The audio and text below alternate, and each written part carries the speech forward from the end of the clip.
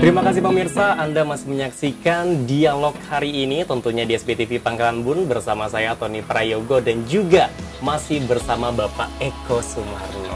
Alhamdulillah. Bapak, sehat.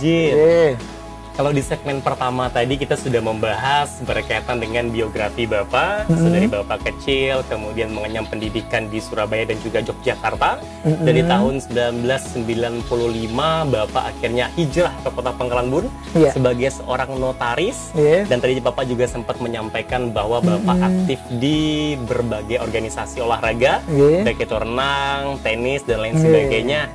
Nah, untuk di organisasi kemasyarakatan, Pak, apakah Bapak aktif juga di situ atau fokus di olahraga? Mohon izin. Terima kasih Mas Tony, pemirsa SBTV yang dirahmati oleh Allah Subhanahu wa Ta'ala. Jadi benar bahwa kiprah saya dari studi keilmuan di bidang kenotariatan, tentunya disitulah sisi kehidupan dan penghidupan saya berawal ketika saya jadi notaris dan PPAT, sehingga dapat beraktualisasi, mengembangkan kepribadian, insya Allah untuk kemaslahatan dan kemanfaatan masyarakat Kabupaten Kota Waringin Barat secara umum. Nah, di bidang kenotariatan memang saya juga aktif di organisasi yang menaungi profesi saya. Saya hampir 19 tahun sebagai ketua majelis pengawas notaris, awalnya se-Kalimantan Tengah, terus mengerucut jadi se-Kabupaten Kota Waringin Barat, Sukamarah, Lamando. Juga sebagai majelis kehormatan di wilayah juga di daerah. Saat ini juga di organisasi Ikatan Notaris Indonesia di kepengurusan pusat, saya juga duduk sebagai tim Dewan Kajian Kebijakan Publik bersama 13 orang notaris se-Indonesia. Jadi saya sampai sekarang ini juga pengurus pusat di kepengurusan yang baru di Dewan Kajian Kebijakan Publik Ikatan Notaris Indonesia. Nah, di samping aktif dalam organisasi profesi notaris yang saya tekuni sampai saat ini juga, saya juga diamanati ya, di berbagai macam kepengurusan organisasi.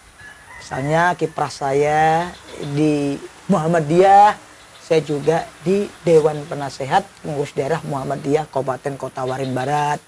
Saya juga di Majelis Ulama Indonesia ya.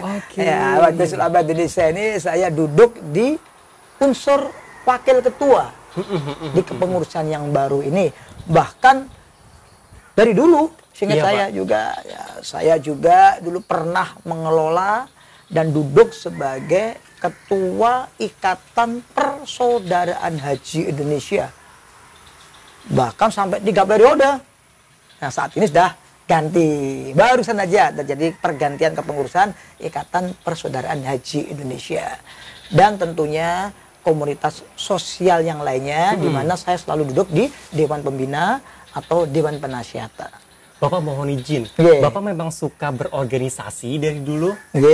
Atau memang karena semenjak Bapak bergelut di dunia hukum baru tertarik di dunia organisasi? Atau sedari di sekolah, Pak? Jadi memang sedari sekolah saya senang organisasi. Karena dengan berorganisasi, berkumpul, berserikat, kita dapat mengeluarkan pendapat untuk kebaikan.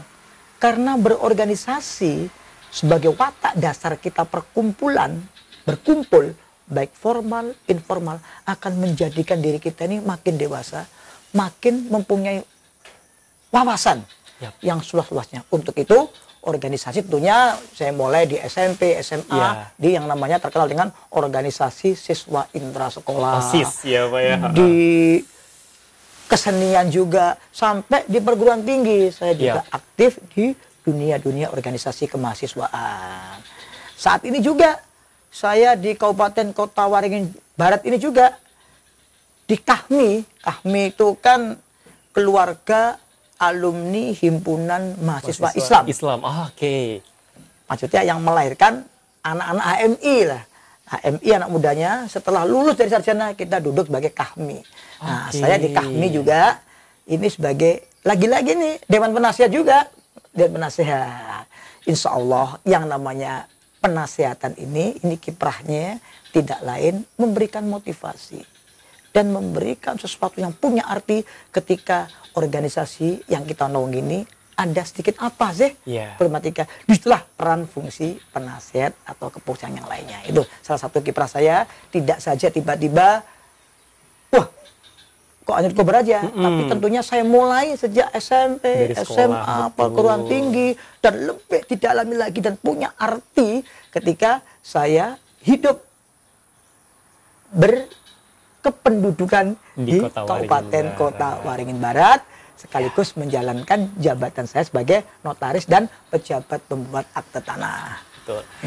Pak, mohon izin, kalau untuk berorganisasi kan kalau saya lihat dan dengar tadi dari apa yang Bapak sampaikan itu sudah mendarah daging, sudah menjadi hobi dan keseharian Bapak. Nah, ada nggak sih Pak tokoh yang pada akhirnya membuat Bapak terjun ke organisasi atau idola Bapak? Tokoh nasional ataupun daerah, atau sebenarnya Bapak punya idola lain hingga akhirnya membuat Bapak seaktif sekarang di dunia organisasi? Iya. Jadi memang ada beberapa idola saya dalam kancah berdirinya Republik Indonesia ini sampai ke kancah keagamaan. Mulai dari kancah keagamaan sehingga melahirkan dua tokoh besar di organisasi besar keagamaan. Di level Muhammadiyah, Perserikatan Muhammadiyah, saya sangat mengapresiasi tentang tokoh namanya Kiai Haji Ahmad Dahlan atau Ahmad Darwis. Juga dari tokoh besar yang melahirkan organisasi besar, Nahdlatul Ulama, Kiai Haji Hasyim Asy'ari. Itu betul-betul dua persaudaraan yang bisa mengkolaborasikan kekuatan Islam di Indonesia dengan corak dan budaya keberagaman masing-masing dua organisasi besar ini, tapi sejatinya satu untuk memperjuangkan Indonesia merdeka lepas dari cengkraman penjajah ini. Itu idola saya kalau dari segi sosial keagamaan kemasyarakatan. Nah, dari segi kebangsaan tentunya ya tidak asing lagi lah tokoh-tokoh sekaliber Pak Soekarno-Hatta, Profesor Muhammad Yamin, Kasman Singo Timejo, Bung Sahrir, terus ada tokoh dari Masir, itu idola saya semuanya. Idola saya semuanya karena beliau-beliau yang bisa melahirkan pemikiran-pemikiran progresif, revolusioner untuk kemajuan bangsa Indonesia. Dan sampai saat ini pemikiran beliau masih tereduksi. Sampai dan sekarang kita ditakuti dunia ini. Awalnya dari pemikiran-pemikiran Bapak pendiri bangsa itu. Dengan otomatis mau terus siapa yang tidak kenal kekuatan Muhammadiyah dan NU di kancah internasional. Dengan segala basis kekuatannya masing-masing, mencita rasakan program pendidikan dengan gaya kultur masing-masing, tapi satu tujuannya, bagaimana Indonesia bisa mewujudkan alinea keempat, melindungi segenap bangsa dan mencerdaskan kehidupan bangsa dalam segenap aspek kehidupan baik yang digagas oleh Muhammadiyah maupun NU. Satu pemikiran Pak, mohon izin, dari para tokoh idola Bapak tadi, tokoh nasional yang barangkali masih relate dengan kehidupan saat ini dan bisa memotivasi generasi muda yang ada di Indonesia, khususnya di Kota Waringin Barat. Satu pemikiran Bapak. Satu pemikiran saya betul-betul ini yang menguatkan dan sampai saat ini relevansi dengan kehidupan bangsa dan bisa menjadi spirit dan motivasi anak muda. Apa yang dikatakan oleh Soekarno muda waktu saat itu? Ia berkata bahwa, hei anak muda, hei bangsaku, kalian harus semangat dan gantungkan cita-citamu setinggi langit. Gantungkan cita-citamu setinggi langit. Jangan jadikan bangsamu ini bangsa yang betul-betul bangsa yang lemah, bangsa yang tidak punya peradaban, tetapi bangsa kita harus jadi bangsa muda, bangsa yang kuat. Oleh karena kaum muda harus menjadi cahaya setinggi langit. Wah, itu. Wah, itu sampai termotivasi sampai sekarang. Betul. Ini. Saya juga pernah dengar itu, Pak. Salah satu konten di sosial media pernah lewat yang berisikan satu pemikiran dari Soekarno tadi, gantungkan cita-citamu setinggi langit. Jikalau jatuh, kamu akan jatuh di antara bintang-bintang. Iya. Jadi memang kita sebagai anak muda itu harus punya cita-cita yang tinggi, supaya kita punya semangat dan spirit untuk menggapainya. Betul, ya, betul. Ah, luar biasa. Nah, Satu pemikiran yang sangat satu terbersih. pemikiran yang sampai sekarang masih relevan. Itu merupakan spirit dan motivasi anak muda. Juga tentunya masih banyak pemikiran-pemikiran yang lahir dari dunia pendidikan, seperti Bapak Profesor Ki Hajar Dewantara, tokoh bapak pendidik kita. Tentunya kalau kita ulas saat itu menjadi topik yang sangat panjang, walaupun menarik. Insya Allah dalam segmen berikutnya. Siap. Nah, juga terkait dengan itu semuanya, tentunya motivasi yang betul-betul mempunyai pengharapan dan penilaian yang khusus kiprah terhadap diri saya di Kabupaten Kota Waringin Barat yang tercinta ini. Ya, di bidang politik ya utamanya. Betul, ya, di bidang politik ya, di bidang politik ini saya mulai tergerak ketika terjadi gelombang apa yang dinamakan dengan orde atau era reformasi. Wah, saya ikut terjun langsung, Mas Tony. Oh, oke, saya berarti terjun langsung di tahun 98 itu ya, Pak? 98. Oke. 98 karena saya melihat ini betul-betul di era dulu ini pemikiran-pemikiran yang cenderung dinamisasi, kritis, ini malah menjadi sesuatu yang antagonis. Iya. Bahkan ujung-ujungnya, wah kita bisa-bisa terpenjarakan secara fisik maupun secara batin. Ya. Nah, ketika pemikiran reformasi itu timbul, di mana gerbong itu dicuatkan oleh 3 tokoh nasional waktu itu yang mencuatkan betul-betul Profesor Dr. Amin Rais, didukung oleh senior politik Bu Megawati, almarhum Abdurrahman Wahid, Cak Nun.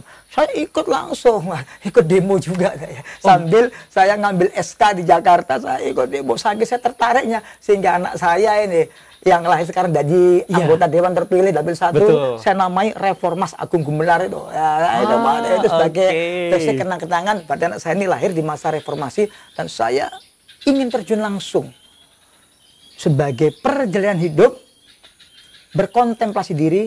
Mungkin inilah saatnya saya betul-betul masuk ke dalam dunia politik yang saya anggap atau menimbulkan anggapan orang bahwa politik itu jahat, politik itu banyak ekses negatifnya. Ternyata tidak. Karena politik bagaimanapun juga itu merupakan satu kesatuan sikap yang tidak boleh kita lepaskan. Karena pada hakikatnya manusia adalah son politikon, manusia harus berpolitik. Seredarnya politik dalam keluarga untuk menuju amanah yang lebih baik. Itu. Berarti dengan kata lain, Bapak itu memulai kiprah dan akhirnya terjun di dunia politik itu di situasi pada saat 98 reformasi. Iya. Itu awal mulanya, Pak. Awal mulanya. Dan alasan utama itu yang tadi itu ya, Pak ya. Artinya awal mulanya ini betul-betul saya terjun langsung di kepengurusan dan terjun langsung menjadi deklarator untuk tingkat wilayah, kabupaten, bahkan ikut terjun lah pokoknya nih mengawal jalannya reformasi. Walaupun zaman Orde Baru dulu ya ikut, tapi ikut juga ya siapa waktu itu kan kalau nanti pasti ke Golkar itu namanya, karena keluarga saya tadi ya keluarga amtenar lah, keluarga pegawai. Jadi otomatis suka nggak suka, mau nggak mau tertuang secara kontekstual harus di partai politik tertentu. Betul. Saya akui itu. Tapi begitu lihat politik yang dinamisasi itu, ada orde reformasi, saya langsung terjun. Dan alhamdulillah ya, artinya dari pilihan-pilihan politik saya masuk dan mengelola Partai Amanat Nasional terhitung sejak lahirnya reformasi sampai sekarang ini. Sampai sekarang. Duduk di kepengurusan, baik ketua 2 periode, sampai sekarang pun, dan juga pernah duduk sebagai anggota DPRD Kabupaten Kota Waringin Barat, walaupun tidak lama juga sih, 1 tahun 8 bulan aja. Nah, tapi insya Allah saya harapkan dengan duduknya saya yang singkat karena atas kehendak diri untuk mengundurkan diri, memberikan kesempatan pada urutan di bawahnya untuk dapat berkiprah, sama-sama merasakan Ini loh namanya dunia politik. Ini loh namanya kita duduk di anggota dewan di kursi wakil rakyat. Wakil rakyat, sama-sama rasakan. Betul. Nah, walaupun toh itu belum tentu punya pemikiran yang sama dengan saya ya, tapi nggak apa-apa lah. Itu bagian dari perilaku politik yang saya lakukan. Iya. Gitu. Setelah dari anggota dewan itu Pak, yang menurut Bapak cukup singkat, 1 tahun 8 bulan. Setelah itu Bapak masih aktif di dunia politik, masih terjun di politik praktis atau seperti apa? Ya, jadi ternyata ini politik ini dinamisasi. Iya. Suka nggak suka, seperti apa katakan di awal tadi, bahwa kita selaku subjek hukum yang mandiri maupun subjek hukum yang terorganisir, itu nuansanya ini nuansa politik semuanya. Jadi politik itu sebagai ilmu sangat normatif sekali. Nah, cuma tinggal pelaku-pelaku politik ini dia duduk di segmen apa? Pemerhati politik, guru besar politik, pelaku politik dalam arti politik praktis, dan pengelola politik dalam arti duduk untuk mengelola kekuasaan baik dalam level legislatif maupun level di kontestasi pemilihan umum untuk pilpres, pilgub, pilwakot maupun pilbub. Nah, terus dinamika berjalan sehingga di tahun 2010 mungkin Allah memberikan garis surat takdir ketika saya berhenti secara sukarela jadi anggota DPRD Kabupaten Kobar, waktu cuma 2 dapil ya, dapil 1. Nah, saya ngikuti kontestasi di pemilihan umum kepala daerah 2010 berpasangan dengan Bapak Haji Sugianto Sabran yang saat ini beliau jadi gubernur Kalimantan Tengah 2 kali. Saya sebagai wakilnya, wakil beliau, wakil bupati yang luar biasa. Pada saat itu kita bisa memenangkan lawan incumbent. Incumbent hampir 12% lebih. 12% lebih, dan KPU memutuskan bahwa pemenang untuk Pilkada 2010-2015 dimenangkan oleh pasangan Bapak Haji Sugianto Sabran dan Pak Eko Sumarno. Itu pusat pleno KPU. Tapi yang namanya dinamika politik, ya sudahlah, karena nuansanya pada saat itu siapa yang berkuasa, dia bisa menjustifikasi apapun. Jadi politik itu dinamisa sekali. Akhirnya kita didiskualifikasi. Tetapi saya menganggap diskualifikasi itu betul-betul mencederai asas hukum. Tapi biarlah hukum yang menilai, walaupun secara nyatanya kalau kita ulas panjang, bahkan dari kejadian tragedi Pilkada Kobar 2010 betul-betul dapat mengkoreksi sistem peradilan MK sampai saat ini. Dan banyak hikmah yang saya dapatkan, sehingga bagi saya ini politik ini seru, dan politik ini betul-betul ini mengandung satu sisi unsur pendidikan dan unsur apa ya, perlawanan positif terhadap sesuatu yang betul-betul yang tadinya ini kok ini kelihatannya ini nggak sesuai dengan apa senyatanya. Seharusnya demikian. Ada kita bisa ngasih perlawanan positif terhadap institusi itu siapapun karena kita masuk di lembaga politik tadi itu. Dan kita pun harus siap ketika kita terdepak dari proses politik atas politisasi, itu hal yang biasa. Kita tidak boleh kecil hati. Kita tidak boleh merasa bahwa diri kita ini menjadi mati. Tidak. Karena hidup ini adalah sementara. Di sementara kehidupan kita ini bagaimana kita bisa mewarnai pembangunan di posisi kita masing-masing. Nah, Pak Eko mau izin Pak Eko, dengan pengalaman Bapak di dunia politik terhitung dari tahun 98 Bapak sudah terjun di dunia politik, kemudian di tahun 2010 Bapak sempat mengikuti kontestasi pemilihan kepala daerah, dan di tahun ini Bapak mohon izin di 2024 kembali akan diadakan pesta demokrasi pemilihan gubernur dan juga wali kota dan bupati, termasuk di Kabupaten Kota Waringin Barat. Sesaat lagi kita akan mengikuti pesta demokrasi pemilihan bupati dan wakil bupati. Nah, mohon izin Bapak, dengan pengalaman Bapak, kemudian dengan kiprah Bapak yang sudah Bapak lakukan juga di dunia politik, apakah Bapak akan berpartisipasi di kontestasi Pilkada tahun 2024 ini di Kabupaten Kota Waringin Barat? Terima kasih Mas Tony sekali lagi. Dan mohon izin Bapak untuk menjawab tersebut, kita lanjutkan di segmen selanjutnya. Dan buat pemirsa semua, Tunggu jawaban Bapak Eko Sumarno terkait dengan Pilkada 2024 di Kabupaten Kota Waringin Barat sesaat lagi. Tetap di Dialog hari ini.